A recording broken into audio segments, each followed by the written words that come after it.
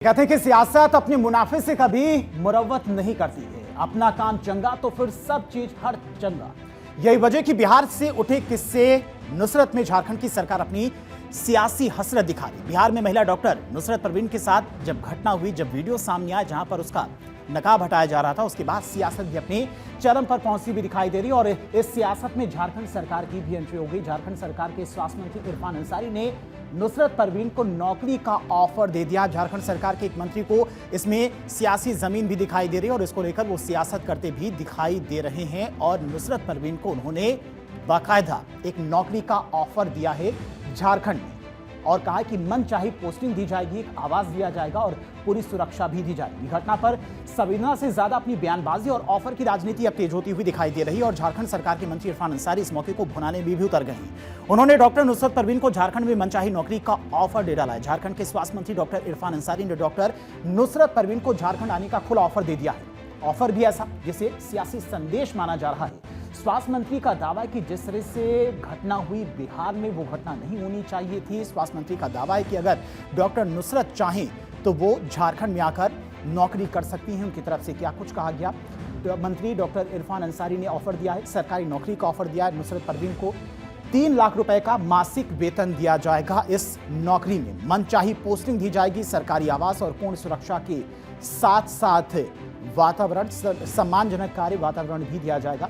ये डॉक्टर इरफान अंसारी की तरफ से नुसरत परवीन को ऑफर दिया गया है। उसमें ये तमाम सारी बातें, पूर्ण सुरक्षा का हवाला भी दिया गया। स्वास्थ्य मंत्री इरफान अंसारी की तरफ से ये ऑफर दिया गया नुसरत परवीन को। वहीं स्वास्थ्य मंत्री के इस ऑफर के सामने आते ही बिहार से लेकर झारखंड तक सियासी हलचल तेज होती हुई नजर आ रही है। परिप्रेक्ष्य मैंने कहा है कि मैं वैसी बच्ची अगर झारखंड आती है तो मैं वेलकम करता हूँ।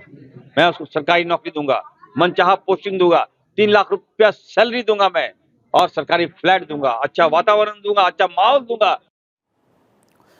इस पूरे मामले में अब विपक्ष भी खुलकर मैदान में उतर गया। झारखंड के पूर्व मंत्री और रांची से बीजेपी विधायक सीपी सिंह ने सीधे बीजेपी यानी कि इरफान अंसारी और झारखंड सरकार पर हमला बोला। झारखंड के पूर्व मंत्री सह रांची विधायक सीपी सिंह ने कहा कि डॉक्टर नुसरत के नकाब को लेकर जिस तरह से मुख्यमंत्री की तरफ से नकाब हटाया गया, उसमें कहीं भी अपमानजनक नहीं था। एक बेटी के तौर पर वो नुसरत परवीन को देखते हैं, क्योंकि वो महिला डॉक्टर को एक बेटी की नजर से देख रहे थे। कोई गलत भावना नहीं थी, नकाब नहीं हटाया गया था। क्या कुछ कहा सुनिए। ये मैंने देखा है और जानकारी भी है। बिहार के माननीय मुख्यमंत्री हैं नीतीश कुमार जी, और डॉक्टर नुसरत परवीन जो नाम है, उसको एक बेटी के समान उन्होंने कहा भी कि आप बेटी है, बेटी बाप से क्या शर्म करना करके उन्होंने बुर्का हटाया। कोई गलत भावना से तो नहीं हटाया। इस प्रकार का एक स्वास्थ्य मंत्री को बयान देना और एक मुस्लिम महिला है इसलिए बयान देना उचित नहीं है।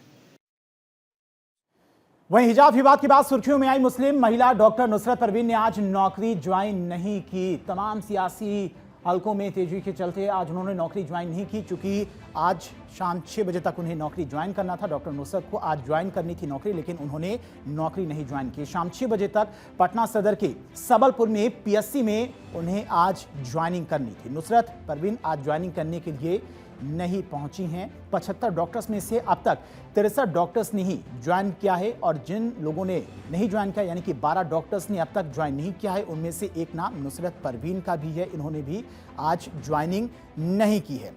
और हिजाब विवाद के बाद नौकरी नहीं करने का फैसला लेने वाली नुसरत परवीन एक युवा महिला हैं और उन्होंने आज नौकरी नहीं ज्वाइन की, जिसके बाद काफी ज्यादा इस पर सियासत होती भी नजर आ रही है।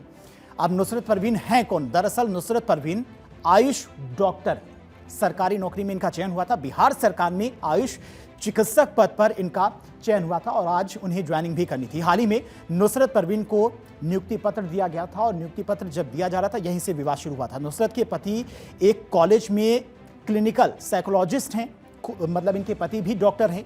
कोलकाता में रहते हैं नुसरत परवीन के भाई, मतलब इनकी फैमिली कोलकाता के रहने वाली है। सरकारी लॉ यूनिवर्सिटी में प्रोफेसर हैं नुसरत के भाई, यानी कि पूरी फैमिली एक अच्छी खासी पढ़ी लिखी है, जॉब करती है, सरकारी नौकरी में है। यानी कि नुसरत परवीन एक अच्छे बैकग्राउंड से आती हैं, अच्छे परिवार से आती हैं।